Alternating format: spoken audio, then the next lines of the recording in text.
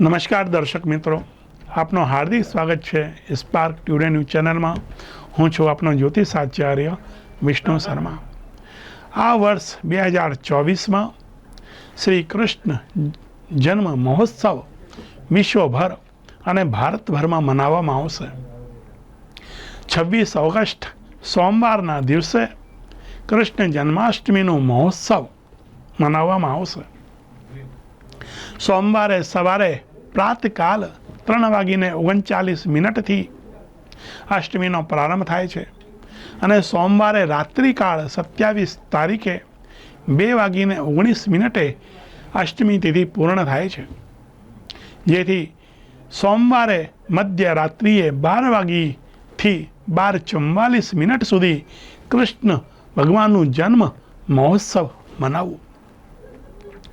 ચૈત્ર સંવત્સર અનુસાર કૃષ્ણ ભગવાનનો જન્મ ભાદ્રપદ માસ કૃષ્ણ પક્ષ અષ્ટમી તિથિ બુધવાર રોહિણી નક્ષત્ર વૃષભ રાશિ અને વૃષભ લગ્નમાં થયો હતો, જેથી કૃષ્ણનો મહોત્સવ અષ્ટમી તિથિના દિવસે મનાવવામાં આવે છે।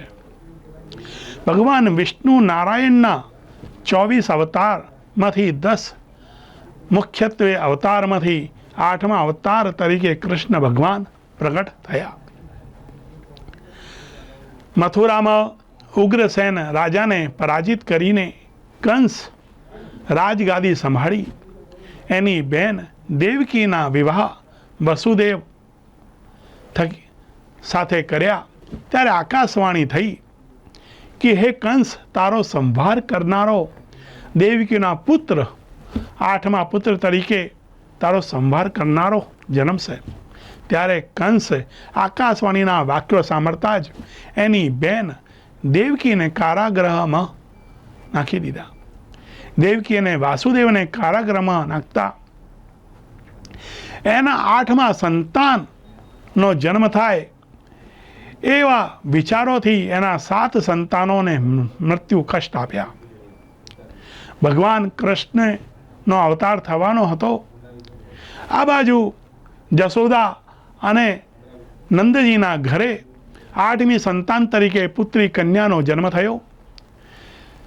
કારાગૃહમાં ભગવાન કૃષ્ણ વસુદેવ અને દેવકીના પુત્ર તરીકે જન્મ થયા।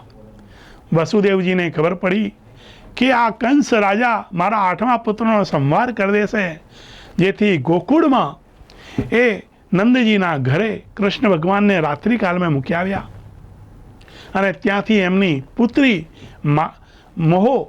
માયા જે હતી એને લઈ આવ્યા। સવારે પ્રાતકાલ જ્યારે કંસ ઉઠ્યો ત્યારે એ કન્યા માયાને જોતા જ એને જેમ જ પછાડી, ત્યારે માયાએ કીધું કે તારો સંભાર કરનાર તો ગોકુળમાં જન્મ થઈ ગયો છે। કંસ વિચલિત થયો અને કૃષ્ણને પૂતનાથી અનેકો રાક્ષસોને વધ કરવા માટે મોકલ્યો હતો। આ તો કૃષ્ણ લીલાઓ હતી।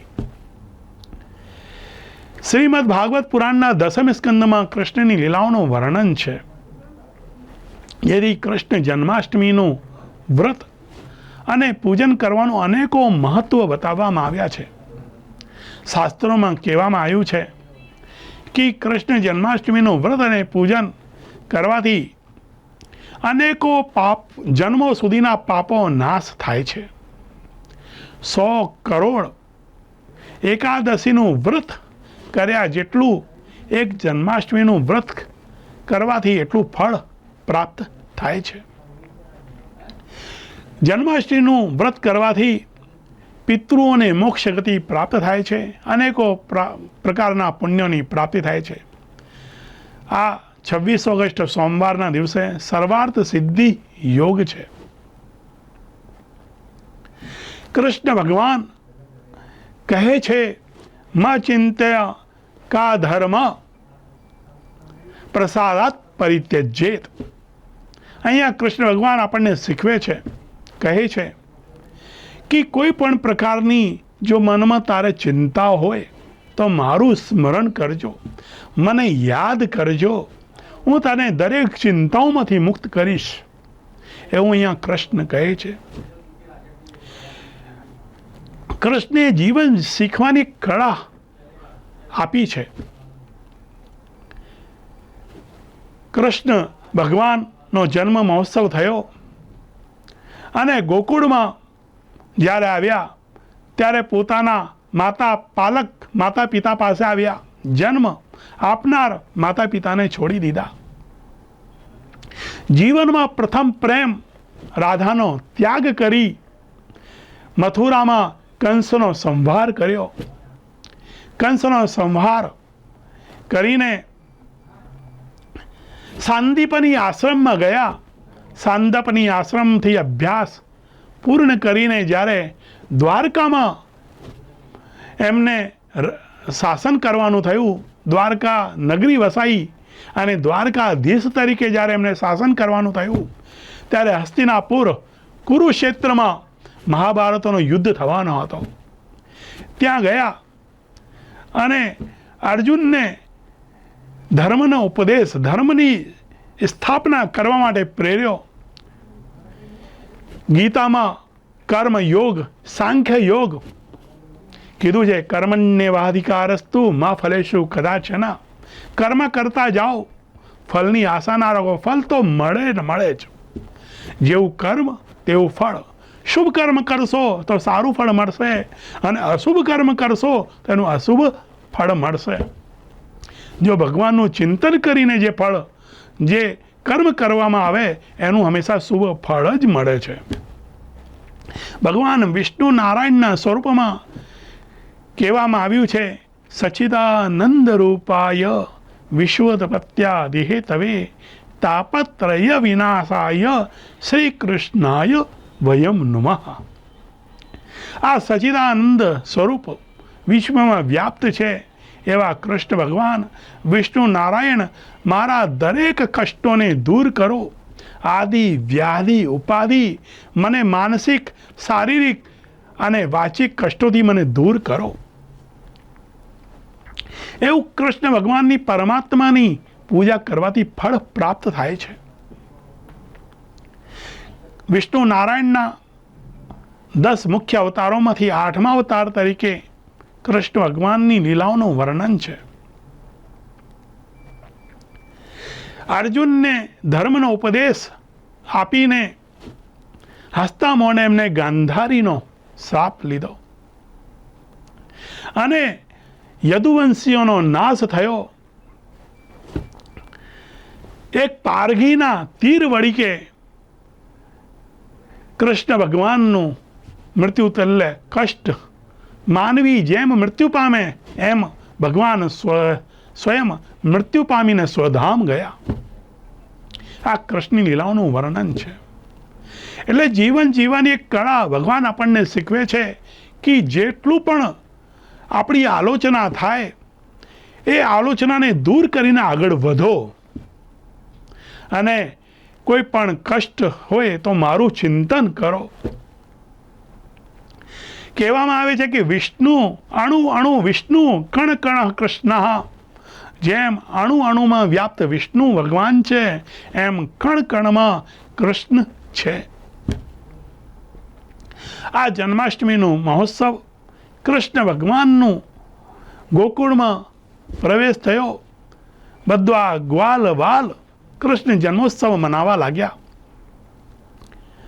નંદ ઘર આનંદ ભયો જે કૃષ્ણ કનૈયા લાલ કી. હાથી ઘોડા પાલ કી કૃષ્ણ કનૈયા લાલ કી. બધા ગોવાળિયાઓ બીજા દિવસે માખણ મિશ્રી મટકી ફોડ અને આનંદ આનંદ નંદના ઘર આનંદ ભયો એવો મહોત્સવ મનાવીને કૃષ્ણનો જન્મ ઉત્સવ મનાવવા લાગ્યા. કૃષ્ણ જન્માષ્ટમીનું વ્રત અને પૂજન કરવાથી અનેક વર્ષોના પાપ, જન્મોના પાપ નાશ થાય અને પુણ્યની પ્રાપ્તિ થાય છે. હવે આ કૃષ્ણ જન્માષ્ટમી પર કેવી રીતે પૂજા કરવી? તો સર્વપ્રથમ પ્રાતકાલ નિત્ય કર્મ કરીને સોમવારના દિવસે વ્રતનો સંકલ્પ લેવાનો અને મંત્ર બોલવાનું.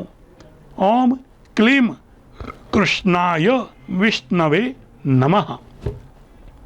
આ મંત્ર બોલીને આજના દિવસે હું વ્રત અને ઉપવાસ કરીશ.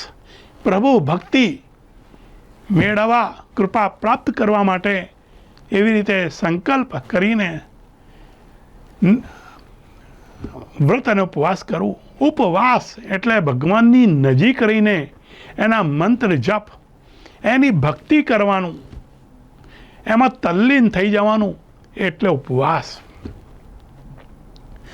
જલ, દૂધ અને થઈ શકે ફળહારનું સેવન કરવાનું. શરીર માધ્યમ ધર્મ ખલું સાધનમ, શાસ્ત્રમાં કીધું છે જેવું તમારું શરીર તમે માંગે એવી રીતે તમે ધર્મનું અનુસરણ કરજો. તો જલનો આહાર, દૂધ છે એ વસ્તુ તમે લઈ શકો. રાત્રિકાળમાં મધ્યરાત્રિએ 12 વાગીને કૃષ્ણ ભગવાનની મૂર્તિની સ્થાપના કરવાની. જેમને દાંપત્ય જીવનમાં તકલીફ થતી હોય, મેરેજ લાઈફમાં મતભેદો, વિચાર ભિન્નતા થતી હોય, એમને કૃષ્ણ ભગવાનની પૂજા કરવાની. જેમનું જીવન મધુર અને પ્રગતિ સુખદાયક હોય, એમને લડ્ડુ ગોપાલ એટલે બાલ સ્વરૂપમાં કૃષ્ણ ભગવાનની પૂજા કરવાની. ભગવાન કૃષ્ણને જલ અને પંચામૃત એટલે દૂધ, દહીં, ઘી, મધ અને સાકરથી પૂજન કરવાનું. પંચામૃતથી પૂજન કરવાનું. સ્નાન આદિ અને ભગવાનને પ્રિય વસ્ત્ર છે રક્તાંબર, લાલ વસ્ત્ર અને પીળું વસ્ત્ર. ભગવાનને ગુલાબી વસ્ત્ર, લાલ વસ્ત્ર અને પીળું વસ્ત્ર ભગવાનને પહેરાવાના. ભગવાનને વાંસુરી અર્પણ કરવાની. મોરના પંખ અર્પણ કરવાના. અને ઓમ ક્લીમ કૃષ્ણાય વિષ્ણવે નમઃ આ મંત્રનો જાપ કરતાં કરતાં ભગવાનની પૂજા કરવાની. માખણ મિશ્રીનો ભગવાનને પ્રસાદ ધરાવવાનું અને ભગવાનની આરતી કરવાની. ભગવાનને પ્રાર્થના કરવાની. અને જ્યારે પણ કોઈ પણ સંકટ હોય, ક્યારે કોઈ પણ તકલીફ હોય, તો ભગવાનનું મનમાં ચિંતન કરવાનું કે તકલીફ દૂર થાય. અને ભગવાને કીધેલું છે કે ક્યારે કોઈ પણ કષ્ટ થાય તો મારું નામ લેવાથી કષ્ટ દૂર થઈ જાય છે. જેથી આ જન્માષ્ટમી પર્વ કૃષ્ણ ભગવાનની પ્રભુ ભક્તિ મેળવવા માટેનું છે. એમની કૃપા પ્રાપ્ત કરવાનો આપણને સમય મળ્યો છે. જેથી ભગવાનની કૃષ્ણની પૂજા કરીને આ કૃષ્ણ જન્માષ્ટમીનો મહોત્સવ મનાવો.